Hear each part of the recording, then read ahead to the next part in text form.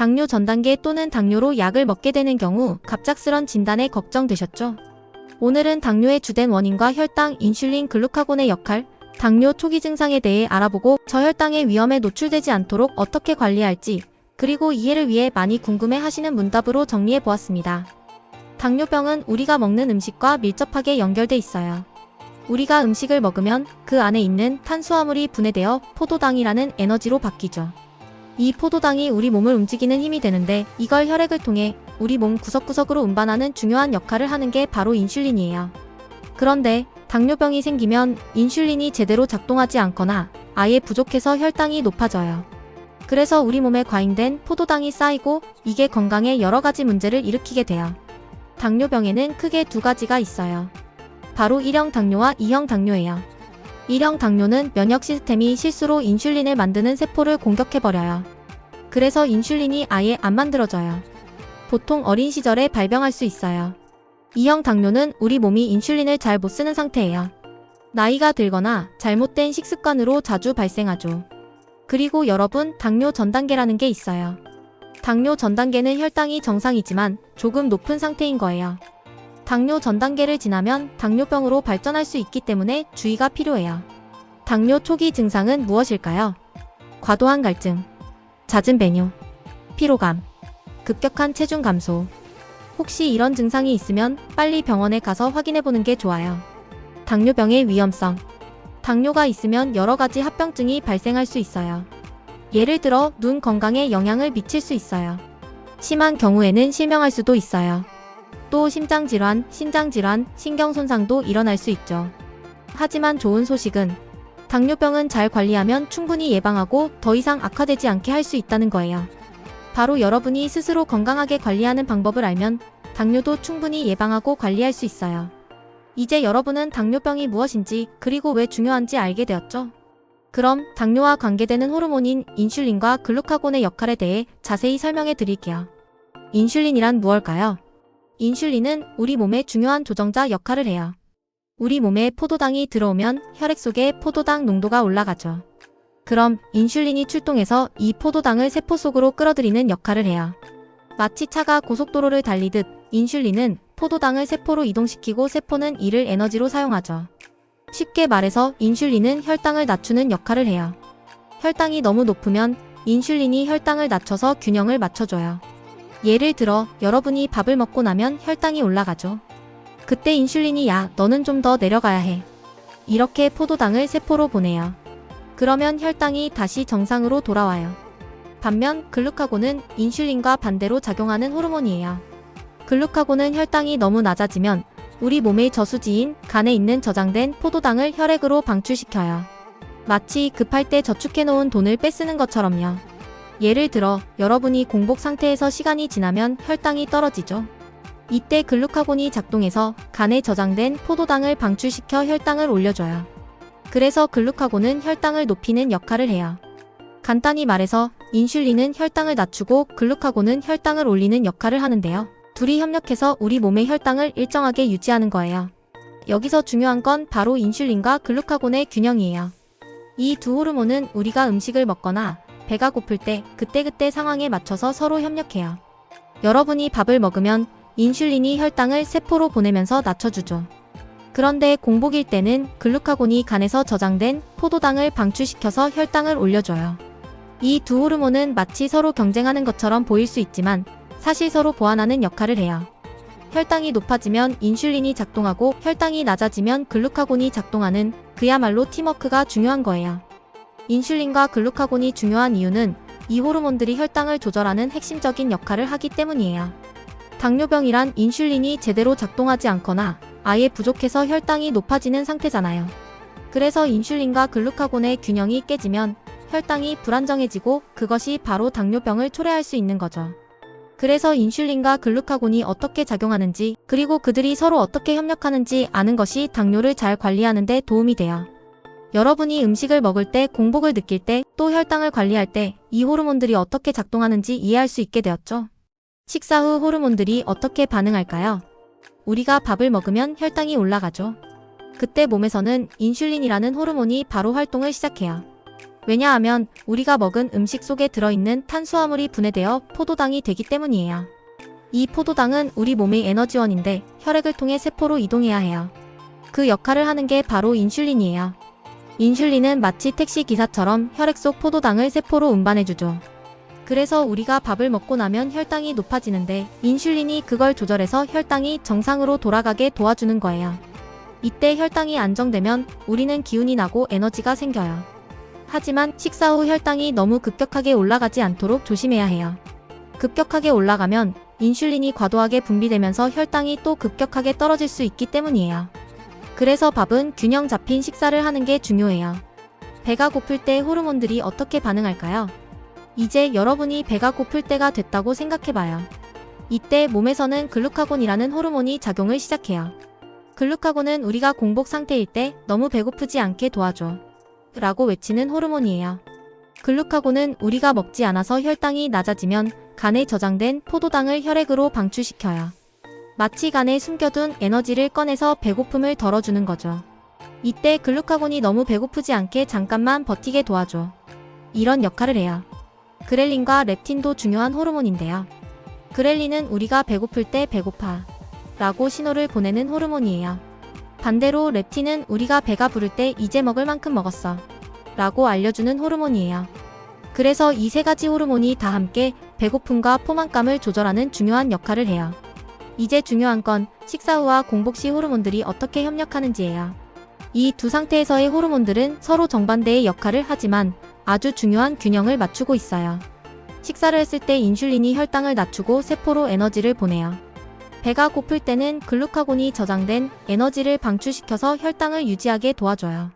이 두 호르몬은 서로 다른 시점에서 작동하지만 혈당을 일정하게 유지하고 우리 몸이 에너지를 효율적으로 사용할 수 있도록 도와주는 팀처럼 협력하고 있어요. 왜 이게 중요할까요? 여러분, 우리가 밥을 먹을 때와 배고플 때 몸에서 일어나는 호르몬들의 반응을 알면 식사 관리가 얼마나 중요한지 알 수 있어요. 당뇨병 환자라면 식사 후 혈당이 급격하게 올라가지 않도록 균형 잡힌 식사를 하고 공복 상태에서도 혈당이 떨어지지 않게 조심해야 해요. 밥을 잘 챙겨 먹고 배고플 때는 건강한 간식으로 혈당을 안정시켜주는 것이 중요하죠. 오늘 배운 식사 후와 공복 시 호르몬들의 작용을 잘 기억하세요. 이제 배가 고프면 몸에서 어떤 일이 일어나고 밥을 먹으면 어떤 일이 일어나는지 잘 알게 되었죠?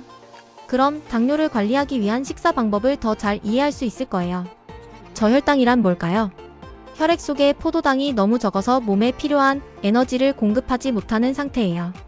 혈당은 우리 몸의 에너지 공급원인데 만약 이 혈당이 너무 낮으면 에너지가 부족해져서 몸이 제대로 작동하지 않아요. 저혈당은 보통 혈당이 70mg/dL 이하일 때 발생하는데 그럼 우리 몸은 어떻게 반응할까요? 저혈당은 여러 가지 이유로 발생할 수 있어요. 가장 흔한 원인은 과도한 인슐린 주사예요. 당뇨병이 있는 사람들은 인슐린을 주사로 맞는데 인슐린을 너무 많이 맞으면 혈당이 너무 낮아져요. 또 식사를 거르면 저혈당이 올 수 있어요.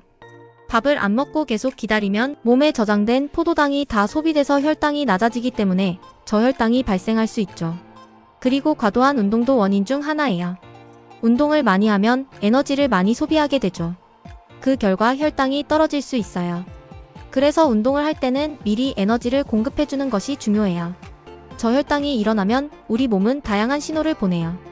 떨림, 땀이 나거나 피곤함을 느끼거나 혼자서 제대로 생각하지 못하는 상황이 발생할 수 있어요. 이런 증상은 바로 몸이 에너지가 부족해서 제대로 작동하지 못한다는 신호예요. 저혈당이 심해지면 의식이 혼미해지거나 구토 심한 경우에는 의식을 잃을 수도 있어요. 그래서 저혈당 증상을 빨리 알아차리고 대처하는 것이 매우 중요해요. 그렇다면 저혈당이 일어났을 때는 어떻게 해야 할까요? 바로 빠르게 혈당을 올릴 수 있는 음식을 섭취하는 것이 가장 중요해요. 당분이 포함된 음료나 사탕을 먹는 것이 가장 효과적이에요. 예를 들어 주스나 콜라 같은 음료가 급할 때 빠르게 혈당을 올리는 데 도움이 돼요. 그 외에도 과일이나 설탕이 들어있는 음식들도 좋아요. 하지만 중요한 건 혈당을 측정하는 것이에요. 혈당을 측정해서 정말 저혈당인지 확인한 후에 필요한 만큼 당분을 섭취해야 해요. 그리고 나서 잠깐 휴식을 취하거나 상태가 나아지면 음식을 더 섭취해주세요. 여러분, 저혈당은 예방이 가능해요. 가장 중요한 건 규칙적인 식사를 하는 거예요. 식사를 거르지 말고 특히 간식을 챙겨 먹으면 혈당이 갑자기 떨어지지 않아요. 그리고 적절한 운동을 하는 것이 중요해요. 운동 전후로 간단한 간식을 먹어두면 혈당이 안정적으로 유지될 수 있어요. 또 인슐린을 주사하는 사람은 의사와 상의하여 적절한 양을 맞추는 것이 중요해요. 과도한 인슐린 주사는 저혈당을 유발할 수 있기 때문이에요. 저혈당을 잘 이해하고 그 증상과 대처법을 알면 갑작스러운 상황에서도 당황하지 않고 빠르게 대응할 수 있어요. 저혈당은 충분히 예방할 수 있으니 주의 깊게 생활하면 건강한 삶을 유지할 수 있어요. 당뇨 관리 방법. 우리가 당뇨를 관리할 때 식사 관리가 정말 중요해요. 왜냐하면 우리가 먹는 음식이 혈당에 직접적인 영향을 주기 때문이에요. 그래서 균형 잡힌 식사가 기본이에요. 밥, 고기, 채소, 과일을 적절히 섞어서 먹는 것이 중요하죠. 탄수화물은 혈당을 가장 빠르게 올리는 영양소예요. 그래서 하루에 섭취하는 탄수화물 양을 조절해야 해요. 예를 들어 흰쌀밥보다는 현미밥이나 잡곡밥이 더 좋죠. 이렇게 식이섬유가 많은 음식을 선택하면 혈당이 천천히 올라가서 더 안정적이에요. 단백질과 지방은 혈당에 큰 영향을 주지 않아서 적당히 섭취해도 괜찮아요. 예를 들어 계란, 생선, 닭고기는 단백질이 풍부하고 아보카도, 올리브유 같은 건강한 지방도 좋죠. 한 번에 많이 먹는 것보다는 소량씩 자주 먹는 것이 혈당을 더 잘 관리할 수 있어요.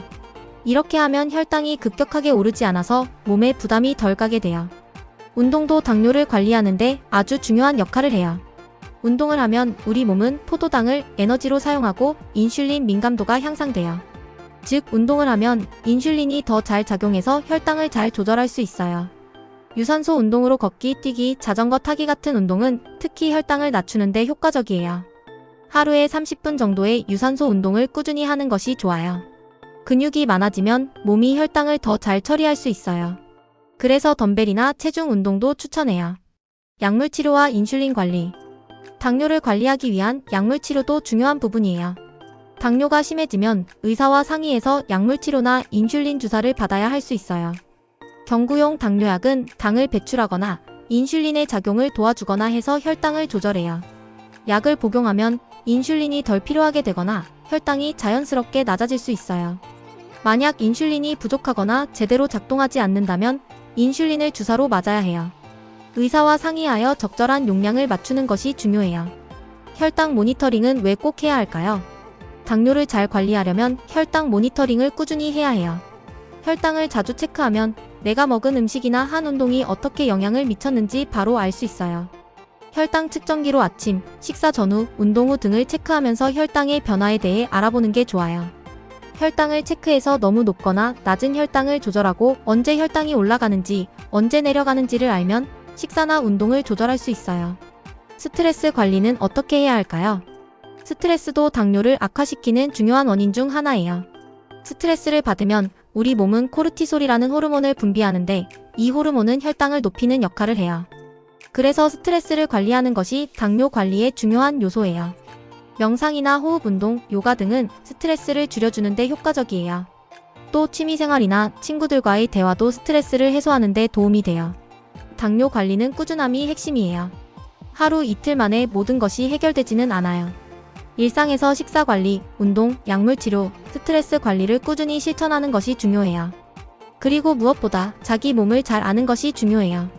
내가 언제 혈당이 올라가는지, 어떤 음식을 먹었을 때 혈당이 어떻게 변하는지 그걸 아는 것이 당뇨 관리의 첫걸음이에요. 이제 당뇨 관리에 대해 자주 묻는 질문을 알아볼게요. 당뇨 관리가 정말 힘든가요? 라고 물어보는 사람이 많아요. 당뇨를 관리하는 게 처음에는 어려울 수 있어요. 그런데 중요한 건 당뇨 관리가 습관이 되면 전혀 어려운 일이 아니에요. 여러분, 매일 운동하고 건강한 음식을 먹고 스트레스를 관리하는 게 새로운 일상이 된다고 생각해보세요. 처음에는 조금 불편할 수 있지만 습관이 되면 자연스럽게 생활할 수 있어요. 그리고 우리가 알아야 할 것은 당뇨는 병이 아니라 관리가 중요한 생활 습관이라는 거예요. 관리만 잘하면 충분히 건강하게 지낼 수 있어요. 당뇨는 왜 재발하거나 악화될 수 있나요? 당뇨가 악화되거나 재발하는 이유는 관리 부족일 때 발생할 수 있어요. 예를 들어 꾸준히 혈당을 체크하지 않거나 잘못된 음식을 자주 먹거나 운동을 하지 않으면 혈당이 계속 올라가게 돼요. 또 스트레스를 과도하게 받으면 코르티솔 호르몬이 분비되어 혈당을 높일 수 있기 때문에 스트레스 관리도 매우 중요해요. 정기적으로 혈당 체크, 건강한 식습관, 규칙적인 운동을 실천하면 당뇨를 잘 관리할 수 있어요. 관리만 잘하면 당뇨는 더 이상 큰 문제가 되지 않아요. 마지막 질문. 당뇨 예방을 위한 생활 습관은 무엇인가요? 건강한 생활 습관이 가장 중요해요. 운동은 혈당을 관리하는 데 중요한 역할을 해요. 하루 30분, 주 5일 정도의 유산소 운동이나 근력 운동을 하는 것이 좋아요. 탄수화물, 단백질, 지방을 균형 있게 섭취하는 것이 중요해요. 식사 후 혈당이 급격하게 오르지 않도록 신경 써야 해요. 스트레스를 받으면 혈당이 올라갈 수 있어요. 명상이나 요가, 취미 생활을 통해 스트레스를 잘 관리하는 게 중요해요. 혈당을 자주 체크하는 습관을 가지면 빨리 문제를 파악하고 조치를 취할 수 있어요. 오늘은 당뇨의 기본적인 이해와 관리 방법에 대해 알아봤어요. 당뇨는 처음에는 어렵게 느껴질 수 있지만 일단 습관으로 만들면 건강하게 관리할 수 있어요. 건강한 생활을 꾸준히 실천하면 혈당을 잘 조절하고 활기차고 건강한 일상을 유지할 수 있어요. 여러분도 충분히 할 수 있으니 오늘부터 조금씩 실천해보세요. 건강한 하루 되세요. 좋아요와 구독도 잊지 마세요.